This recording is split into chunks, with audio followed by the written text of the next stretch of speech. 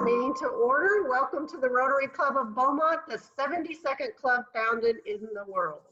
Today our invocation is going to be led by Melly Bevilacqua, Executive Director, Foundation for Southeast Texas. Our pledges by Bridget Johnson, Regional Clinical Coordinator, Southeast Texas College of Osteopathic Medicine, Sam Houston State University. Melly? Pray with me. Lord, as Rotarians, help us always to be patient and kind. Help us not to be boastful, envious, or proud. Protect us from being rude, self-seeking, or easily angered. Teach us not to keep records of wrongs or to delight in evil, but show us the benefits in dealing in the truth. Inspire us to spread peace, hope, and perseverance in helping mankind in our community and throughout the world. Amen.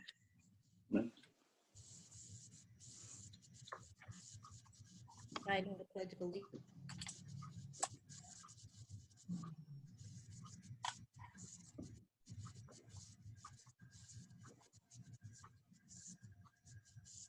Okay, Bridget. I pledge allegiance to the flag of the United States of America, America, and to the republic Republic for which it stands, one nation, under God, indivisible, with liberty and justice for all. honor the Texas flag. I pledge allegiance to the Texas State under God, state under God, one and indivisible. Thank you both. Now for a report on board action, we have Jay Wilson, Secretary. Thank you, Madam President. Your board met yesterday, and in board action, we were thrilled to approve 2 new member proposals. We have Amanda Ellis, Business Development Officer at Education First Credit Union, Classification Credit Union Marketing, proposed by Pat Anderson. And we had Denise McLean, Director of Community and Media Relations at Beaumont Independent School District, Classifications, Education, Public Schools, Public Relations, proposed by Hannah Latoul. As you all know, according to our bylaws, if you object to these, you must submit in writing to the board for your objection. I forgot about this door over here. Unfortunately, the following members were terminated. They were Becky Ames, John Arcana, and Derwin Samuels. And we also accepted the resignation of 2 members with regret, Sue Bard and Ruby Martin. The recruitment team does want to remind you to please remember to recruit new members to our club. We covered a lot, but as a quick recap to the meeting business, I'll share some highlights. The vocational awards program previously scheduled for November has been postponed, and we'll have updated dates for nominations after the first of the year, and the awards will be held in the spring. We approved expanding our partnership with the nonprofit Sleep in Heavenly Peace, which means we'll have more build days, but we will also have a team of volunteers for delivering completed beds to children and teens in need. Sounds to be a very rewarding job, so if you'd like to serve in this way, please contact John Lee and join the team. We approved and adopted a new strategic plan that will be put into place right away, and we'll share that in detail very soon. And of course, as we end all of these with, we talked again about plans to safely bring members back to club meetings. We're going to continue using only Zoom for meetings through October, but we are working on technology plans so that we can transition to having a limited number of members meet in person at the hotel and have others who choose to continue using Zoom. And that completes your board report. Thank you, Jay.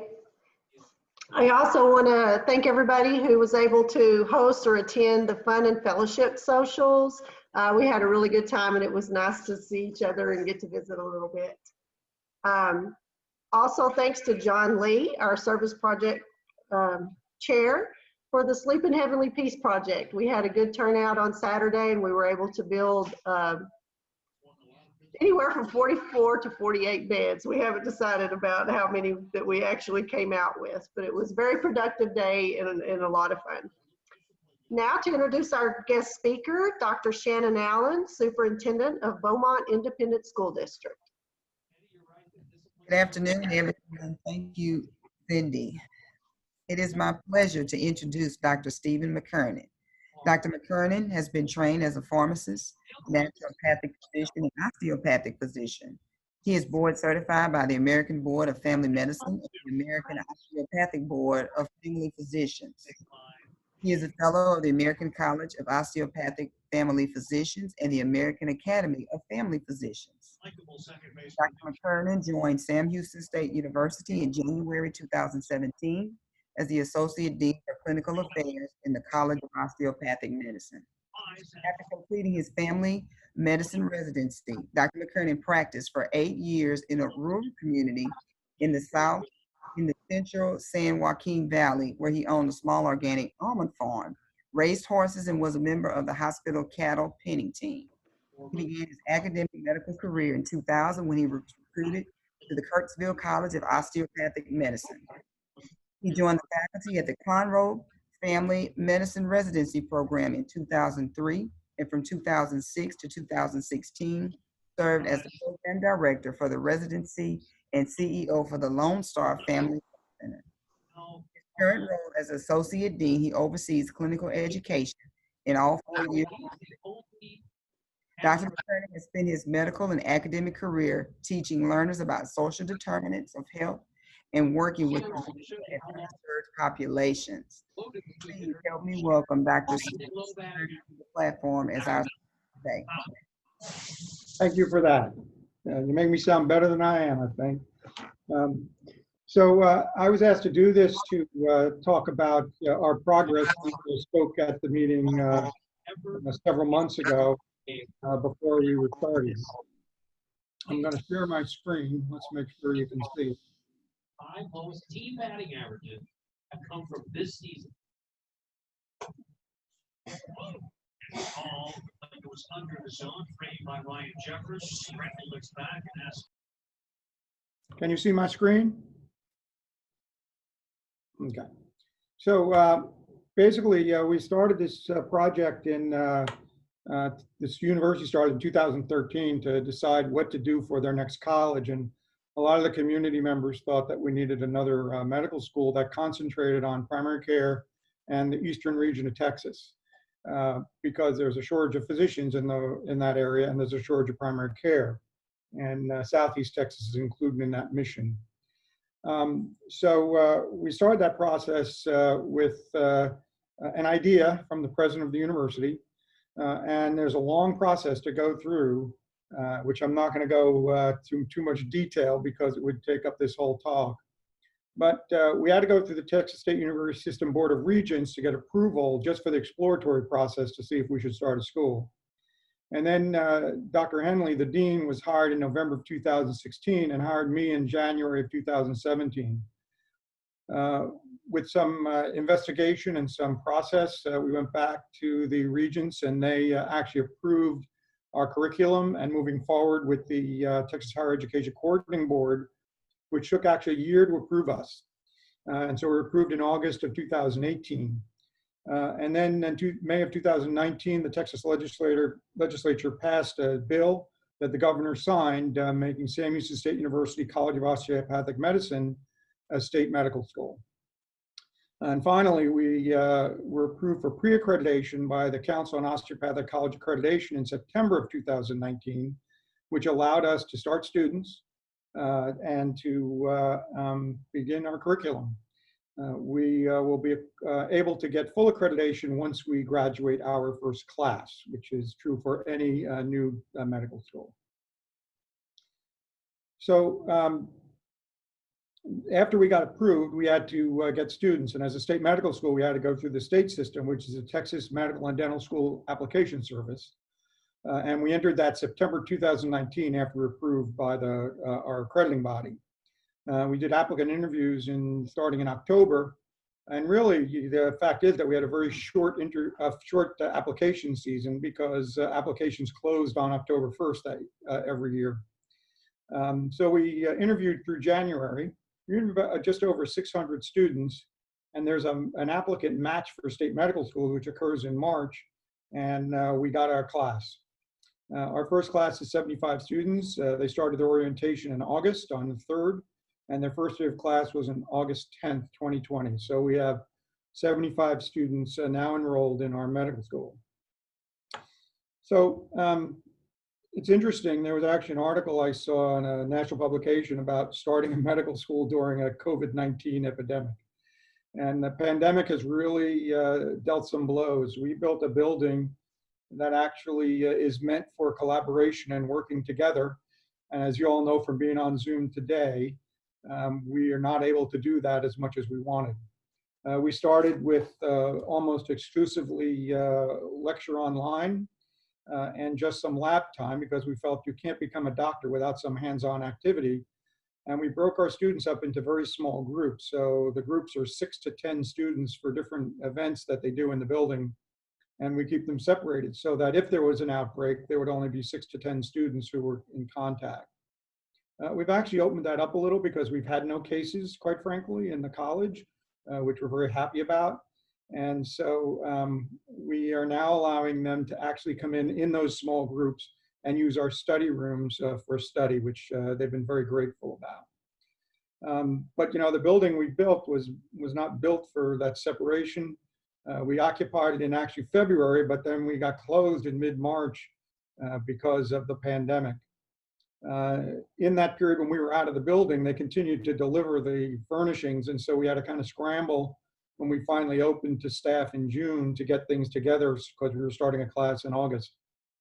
We fully returned with all the safety measures in July, and with some people actually still working from home because of children that they had to take care of because they couldn't go to daycare or schools, and for some people who had special needs that could not come to building because of safety.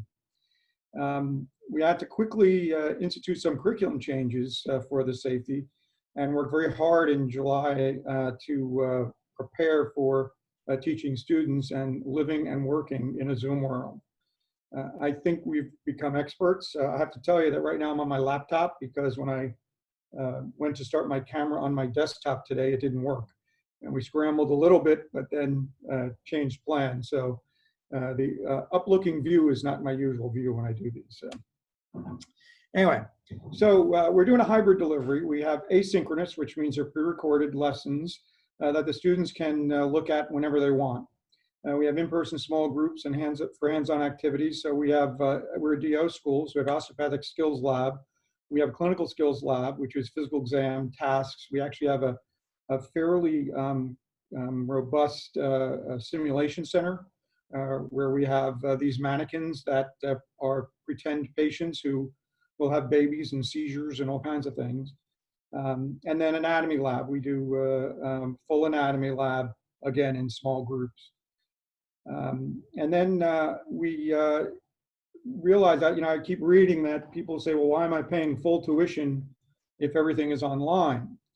And the reality is that it takes much more faculty time to produce these things because you're doing it twice. You're producing a talk and then you're having meeting time with people about the lecture you gave, but also for labs, we have to do them 6 to 12 times rather than 2 times.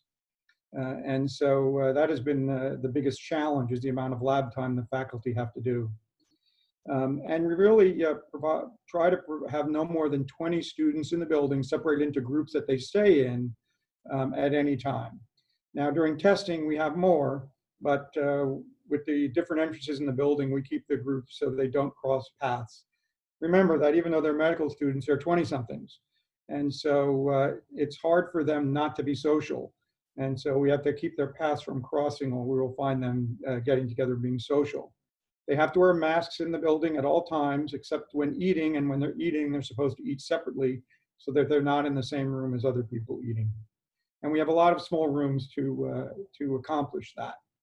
So this is basically our safety measures: masks required of all faculty, staff, and students in common areas. If you have a private office like I'm in now, I can take my mask off. If somebody walks in, my mask goes back on. We have social distancing in effect. So we actually mark the seating in the building so that people would maintain separation. So chairs and tables and the like have X's on them where you're not supposed to sit. And we have a rule of no large groups.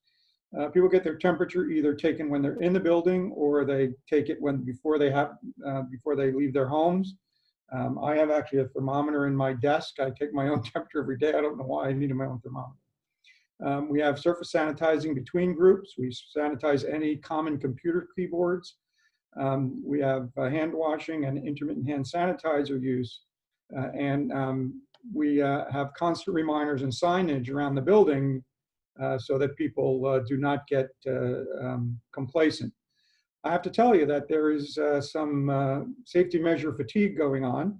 And so we've had to be a little more strict in policing it a little better so that people remember that this is something we have to continue to do until this pandemic resolves. I'm going to show a short video of our building, if it works. I haven't done it on my laptop yet.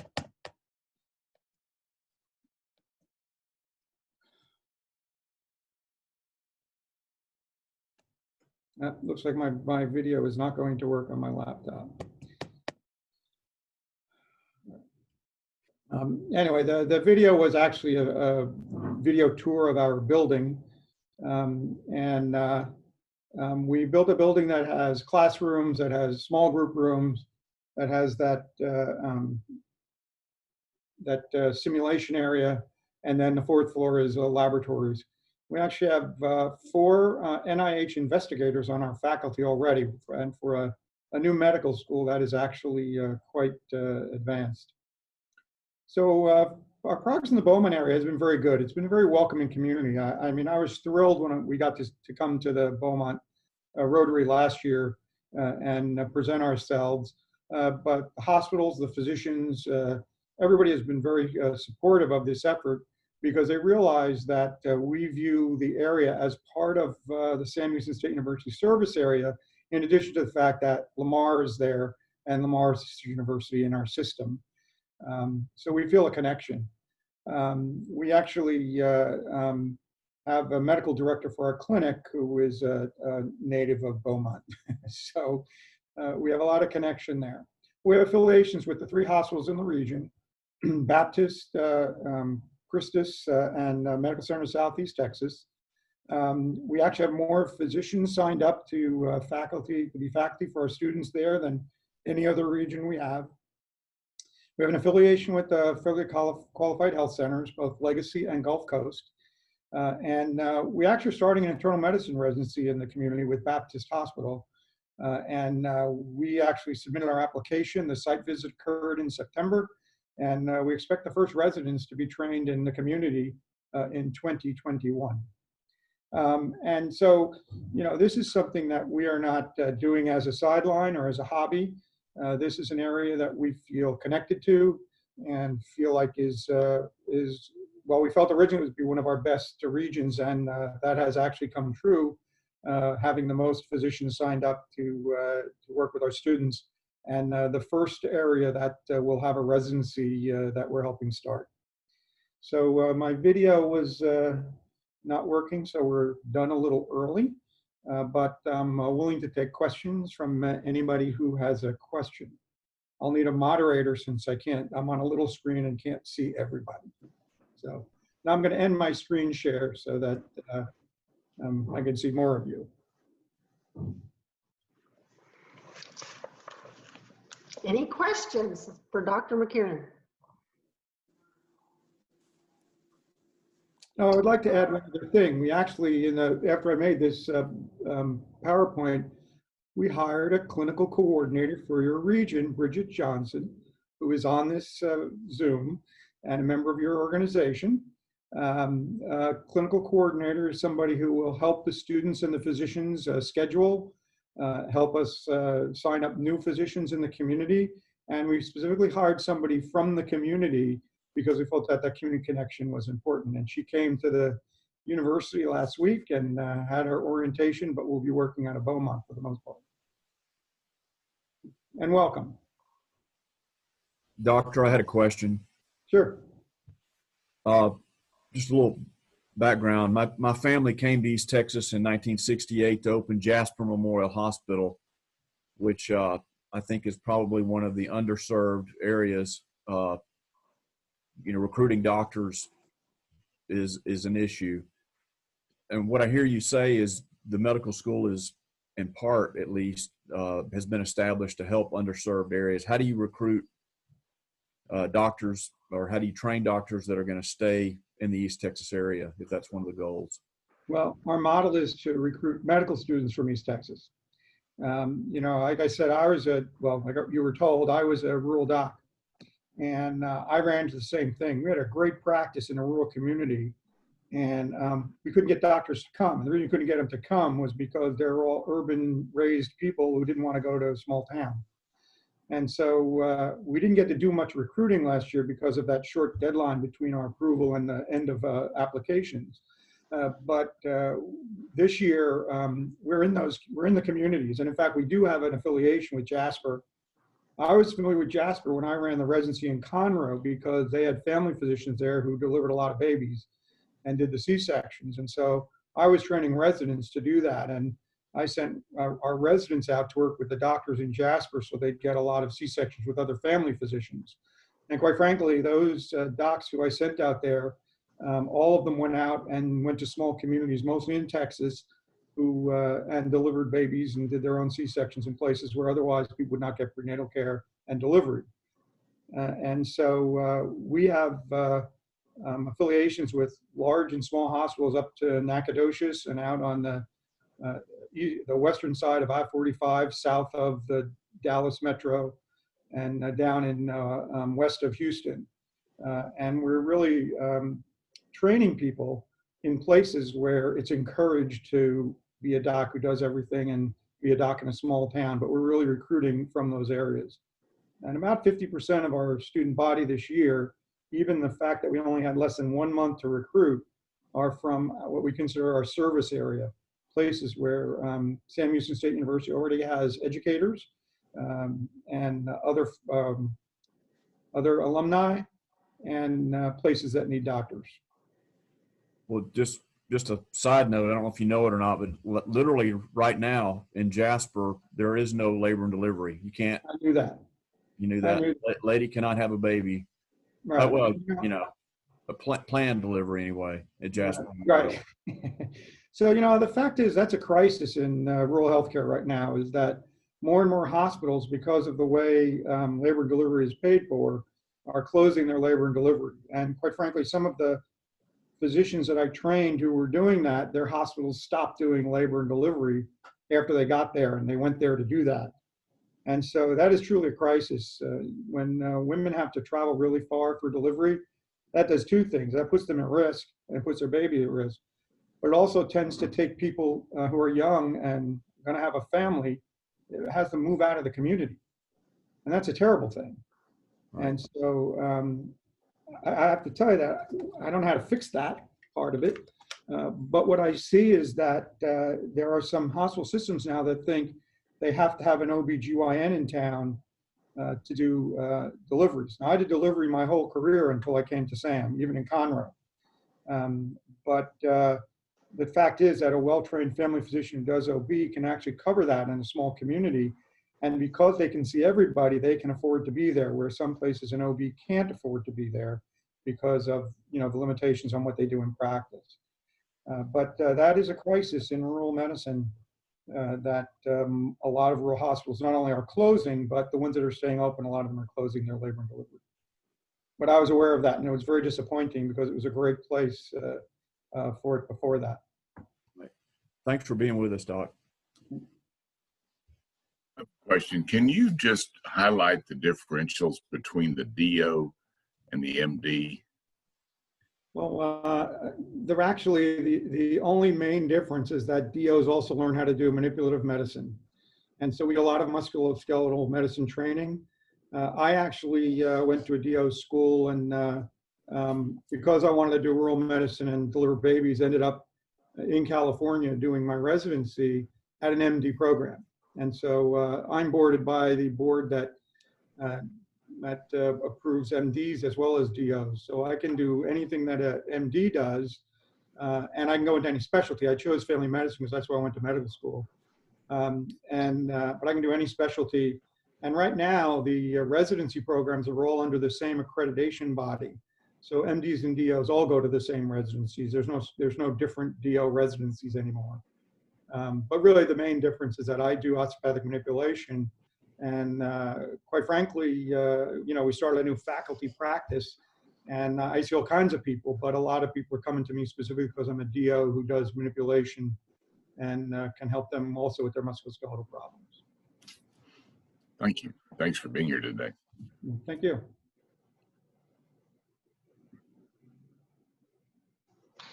Do I have any further questions? I have a short one. Okay. I know that the popularity of telemedicine is, growing. Does that change the way that you train your doctors? Well, we are training them in telemedicine, whether it's popular or not, because it's a reality. Quite frankly, we've done some telemedicine. When we were closed, our clinic stayed open. When the building was closed, our clinic stayed open. And we did exclusively telemedicine, except for people we had to test. Then we did testing in the parking lot for COVID. We're doing more and more in person. Certainly, I can't do my osteopathic manipulation over telemedicine. But the other thing with telemedicine we have to realize is that when you go to a telemedicine visit, you end up having more medicines prescribed because you can't examine someone. Especially children get more antibiotics over telemedicine than they would if it's an in-person visit. So you can't do everything that you could do in telemedicine that you could do in person. So I think that it was a necessity and it still remains a necessity for some things. But I prefer to actually have contact with a patient so that I can actually examine some things that I need to know if they have it. The other issue is that with telemedicine, people are avoiding some of the routine stuff and only doing their acute complaints. And that is going to hurt us in the long run because people are going to have things that can be controlled at an early stage or cured that will no longer be able to be cured. And some of those were because procedures were stopped. Colonoscopy was stopped, and people were not able to get those procedures done so that they're more advanced when they finally do get diagnosed. Yes, we are training for it, but we're training for it with some caution.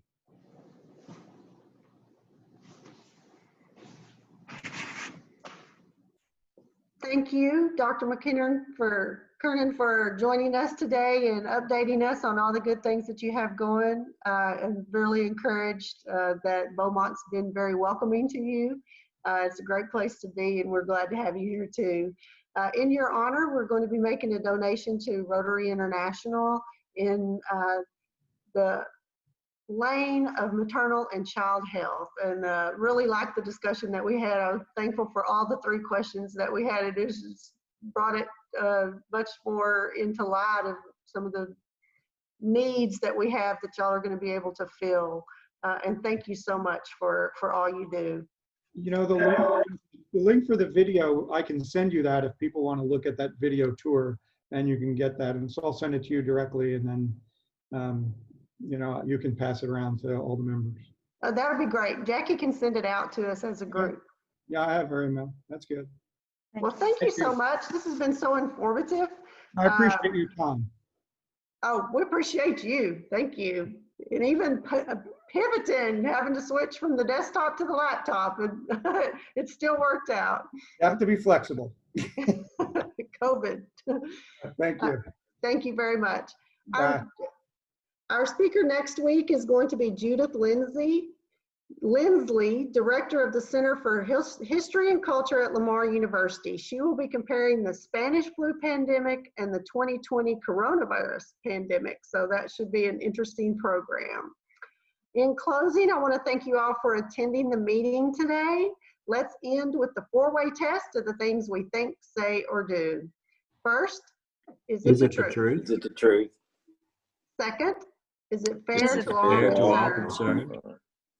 Third, will it build goodwill and better friendships? And fourth, will it be beneficial to all concerned? Have a good week and go out and find opportunities to lead and serve. Thanks, Dr. McKernan. Good meeting. Bye, Thank you. everybody. Hey, Randy. See y'all later.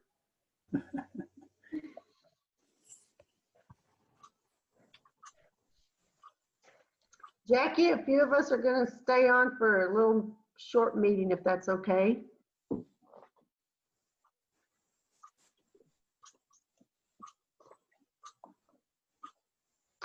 Sure, Sherry, that's fine. Randy, Rebecca. Hey y'all, Hi, Rebecca. this worked out Yeah. a little bit. We only had like 2 dates on the doodle poll that everyone could attend, so I was kind of at a loss. I'm gonna have to send out another poll. I just wanted to briefly talk about the potential of another Interact club and get y'all's feedback, and because I've never worked with Interact, so I'm not as familiar. My mom and I were approached by a girl we know through our church and through homeschooling, and was asking us about, actually contacted Jackie about joining Rotary, which I don't know that she understood the full scope of it. And then she reached out to my mom and I, and she is in her senior year of high school and apparently had recently learned of Rotary and wasn't really clear on the difference between